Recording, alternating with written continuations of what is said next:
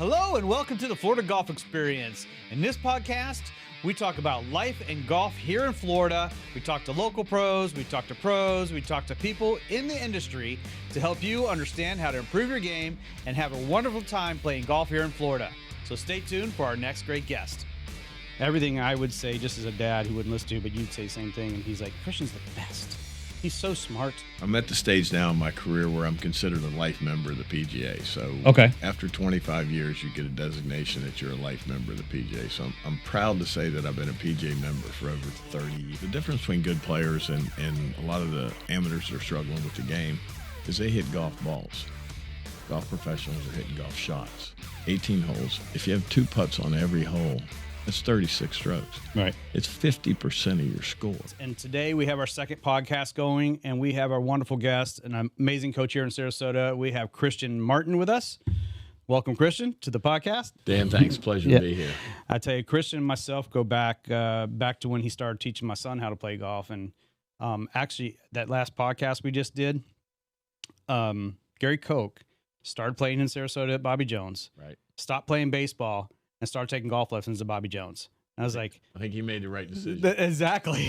and I looked at it and I paralleled it to my son Hunter, playing baseball till about 14. Right. Met Christian, started hitting the ball around a little bit, and he said, you're going to need lessons. And then we took him for 2 years? Yeah, approximately 2 years. Yeah, and now he's shooting in the 70s and in college. It was awesome. It was a great experience. No, and everything I would say just as a dad who wouldn't listen to, but you'd say the same thing. And he's like, Christian's the best. He's so smart. I had 2 daughters that played soccer and exceptional soccer players. And if I noticed something they were doing on the field and I critiqued it, it was criticism coming from me. Yeah. But if the coach said the exact same thing, it was coaching coming from him. And it's amazing. So I had to learn where to draw the line and where not to cross the line. Yeah, that's good. Kind of cool. So, I get to see Christian pretty much every Sunday out at the golf course. He's always got a group of guys out there, and you're constantly busy training right now. I mean, you're 100%, busy time of year, really it's been a great winter for me. Starting November all the way through probably the middle of April, I'm slammed. Yeah. But in a good way. But I always have time to get a few new people in if they're looking. So I was looking to expand and do the best I can to help grow the game. That's good.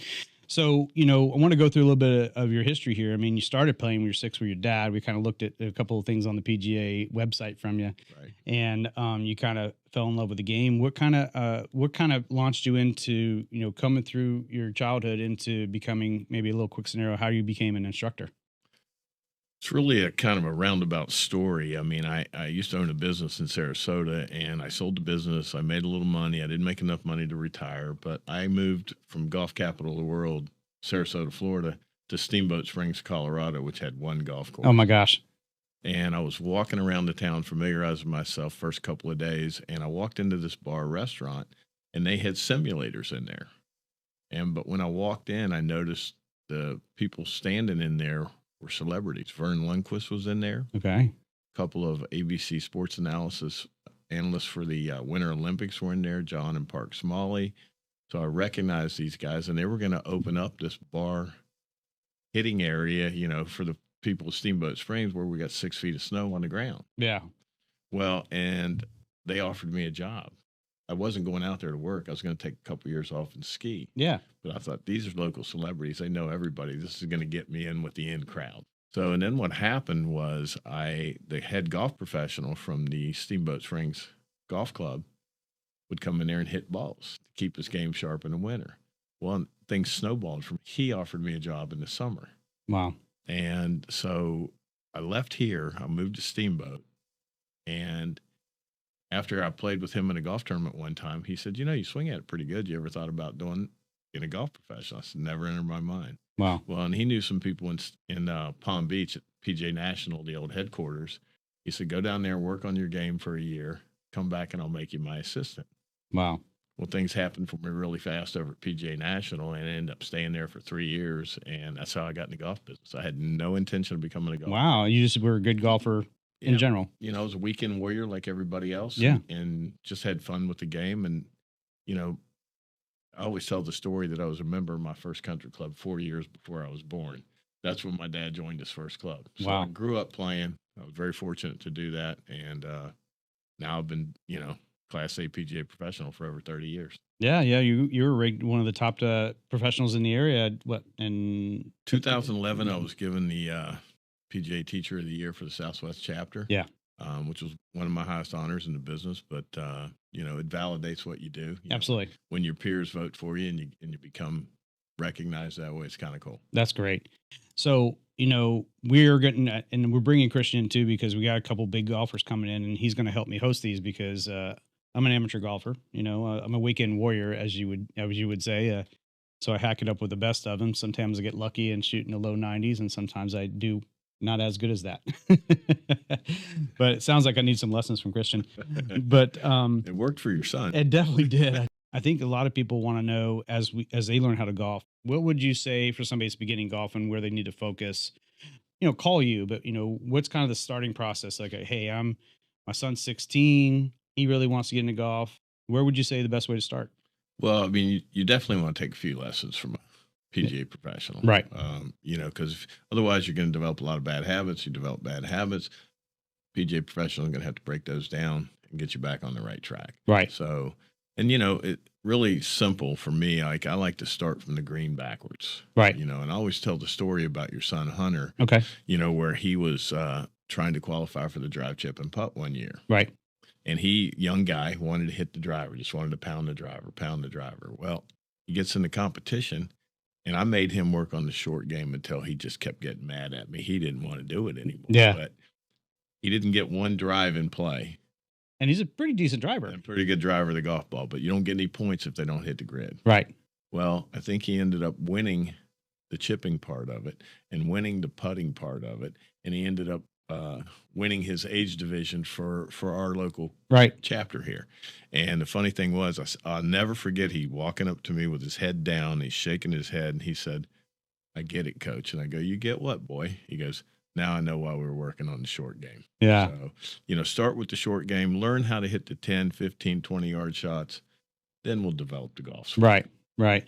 So when it comes to equipment, I mean, is that something else you should probably address with a pro in the beginning, or, do you want to get fitted for a set of clubs someday? Absolutely. It's a game changer. Do you need to do that right off the bat? No. Find out if you're really enthusiastic about the game. Find out where your goals and desires are, how far you want to go in the game. And if your aspirations are to, maybe be club champ someday or just be a really good amateur player, then you're going to want to get fitted for a set of clubs. After you get some time under your belt. Yeah. That's great. I think it's good information. And I think, we'll make sure we have the contact information for you down below when we put this up on the website, because I think it's important to have that conversation with you ahead of time. You're kind of like we do in real estate. What are your goals? Right. And you kind of just explain that. I can't help everybody if they, they don't want to be helped, and but I can also, help them get a good plan together. Yeah, I mean, playing golf with your buddies and stuff. It's not hard to get to where you can play, social golf and not embarrass yourself and have some fun with the game. Right. You want to take it to the next level, then you got to put some time on the grass. You got to do the work. I tell people it's kind of like joining a gym. Mm-hmm. You can write them a check every month, but if you don't show up, you're not getting in better shape. Yeah, no doubt. You got to do the work on the golf course. No doubt. So some of your experiences, and we get out of the teaching side, get a little more back to some of your experiences. Can you kind of tell me I love to get stories out of you. One of your most memorable rounds of golf. I know you've been around a lot of professionals, but is there a couple things you'd like to tell us of some stories you've been around? Well, this is probably 25 years ago, but I was on Bridgestone's staff, and Bridgestone took 23 golf professionals and Justin Leonard to Pebble Beach. Okay.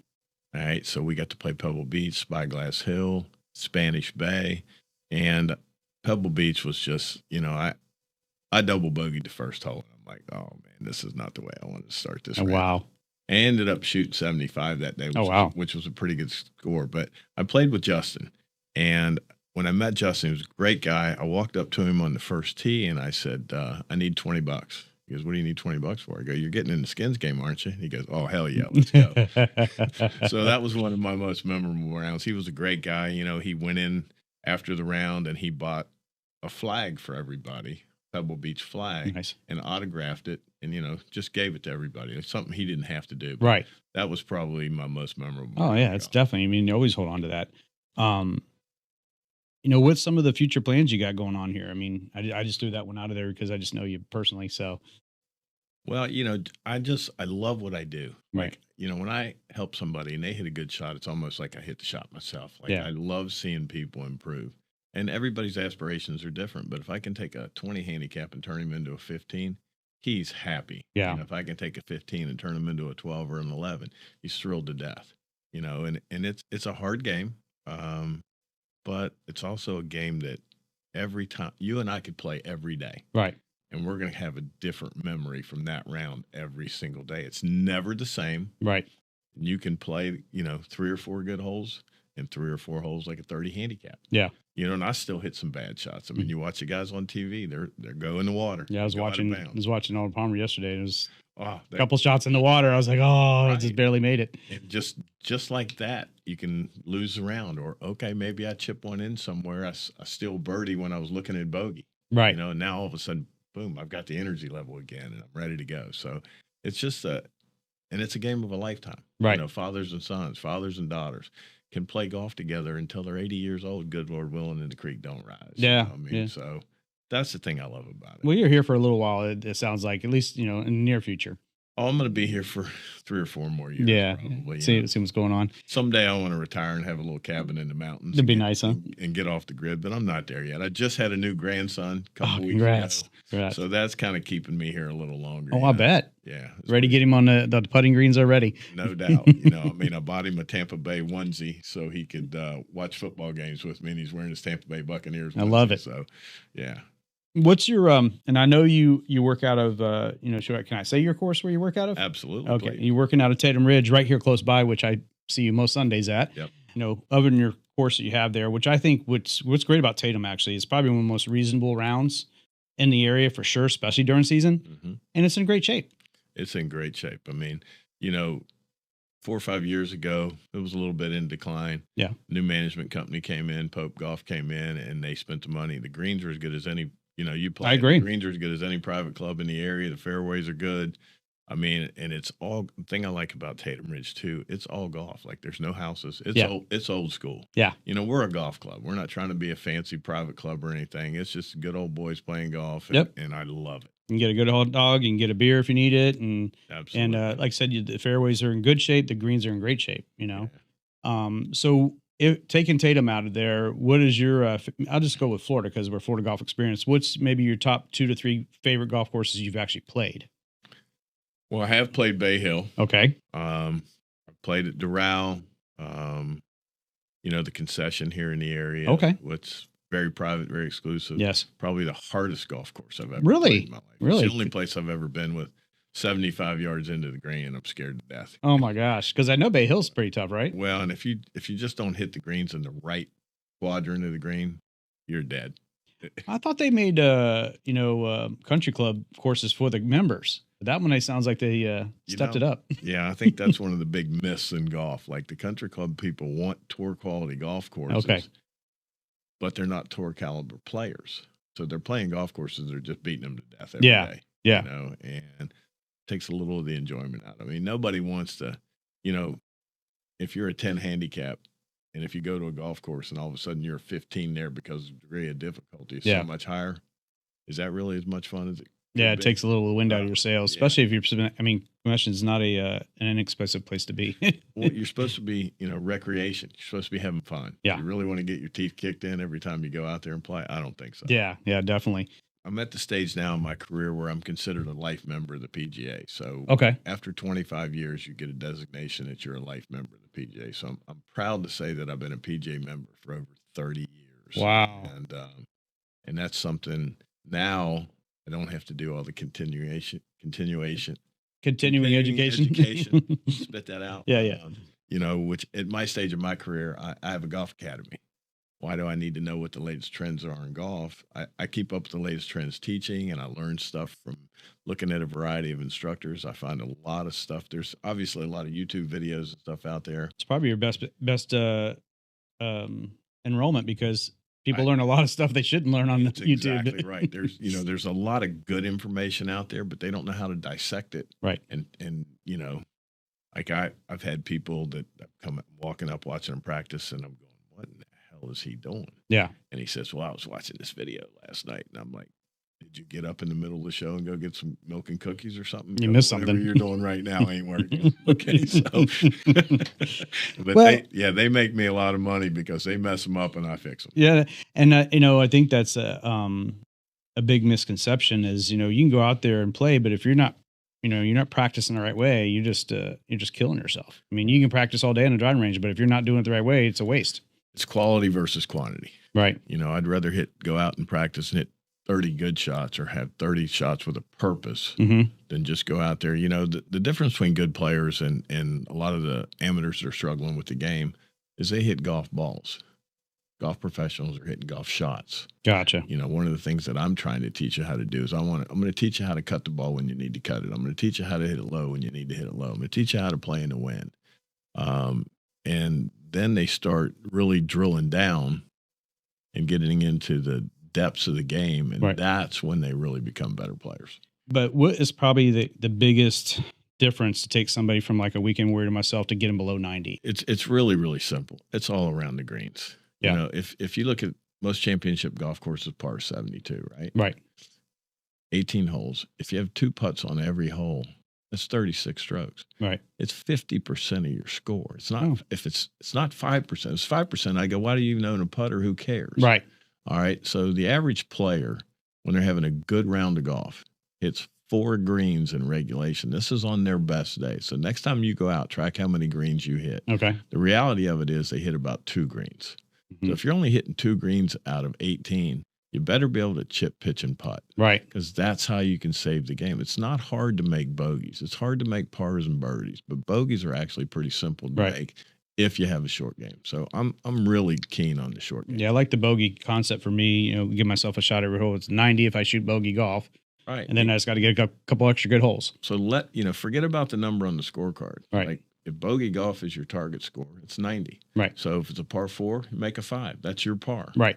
So you throw in a couple actual pars, and now all of a sudden you're 88, 87. Well, you're in the top 15% of the golf in the world. Right. Most people can't break 90. Yeah, the 3 putts that could kill you. And 3 putts and a skull over the green. Exactly. I when I'm playing with my friends, and they'll tell you that a lot of times just to mess with my buddies, and we're usually playing for money. We're not playing for mortgage payments or anything. Yeah. We bragging rights, right? And if I miss a green, I don't even take my putter with me half the time, and it pisses them off because they're like, "What do you do?" I go, "I'm not going to need it. I'm going to either chip this in or I'm going to chip it up there where Ray Charles could make." Yeah, exactly. Okay, so my goal is within 12 inches. Right, and it just infuriates them, but that's why I do it, because I'm trying to get in their head. Yeah, part of golf is getting in your opponent's head. Yeah, it's funny. I watched a TikTok the other day with Scotty Scheffler, right? And he's you don't get to see him much, but he's a simple guy from what I see. Sounds good. But he was like, I enjoy the money game with my buddies, and he says it's the only place my buddy that's a 10 handicap beat me the other day, and and he says it was the greatest day, and he goes, I'm out on tour dealing with this, but I'm out with my buddies, playing a skins game or a quick game with the boys, and it's the only game that we played with the handicaps, and he beat me. And that guy's never going to forget that round. My gosh, never. He's not going to tell everybody he got 10 shots. He's going to say, "I beat the number one player." So, and I think that's a great thing about it. Well, I look forward to having you back. We're going to have Mark Calcaglia. It'll get roll off the tongue better. We're going to have him here next week, and I'm going to appreciate your help with him. I look forward to that. And you got to watch him, growing up. Yourself. So I watched him play a lot of golf, and he was just one of those guys that he could go unconscious on the golf course sometimes. Like he just would be a birdie machine from time to time. And it was just crazy to watch, man. It was really, really cool. And I'm looking forward to asking him, when you got in that zone, how did it feel? Or more importantly, how did you stay there? Yeah. Or sometimes it just gets, I've had rounds of golf where it's just been on autopilot. I feel like I could line up backwards and swing with one arm, but it's going to go right where I want it to go. Right. And then I've had fantastic warm-up sessions and gone out and played like crap. Right. Or my worst warm-up sessions, I've gone out and played really well because I'm almost a little frightened to go to the first tee. It's like, I better be on today because I don't have the swing. It's amazing how mental it is. I mean, how much you can just shut you off of just thinking about something on the outside or whatever. But the guys I play with, they always joke. I get my business partner, Marius, in the back over here, and they go, "Yeah, you're playing too good. Let's get Marius to call you and tell you about a problem in real estate, and we're going to get your money back right away." So, That's Corey, my buddy. He's always pulling that every time I get a couple good rounds. He's like, I'm going to call Marius, tell him, call you about real estate. Well, one of the most valuable things a amateur player can do is actually take a playing lesson with a golf professional, because you'd be surprised at how many people have no idea how to manage the game. And if they managed it better, to go to your question you asked me a little earlier, what would I work on, a short game, and learn how to manage the game? Because I'll just get on the first tee and go, okay, what do you see here? Mm-hmm. And they don't have any idea. They don't know where to get on the tee to shape it for the way the hole's designed or anything. Golf professionals rarely get in the middle of the tee and aim it down the middle of the fairway. Right. They're working the ball left to right or right to left. They want it to end up on this part of the fairway so they can access the proper part of the green and stuff. So the mental side of it is not that hard to overcome, and nobody really understands it. That's great. Well, I appreciate you being in. I think we can get this out, let people know about what you're doing. We'll have your contact information below, and we hope to see you guys on the next one. Thanks for coming to see the Florida Golf Experience, and you guys have a great day.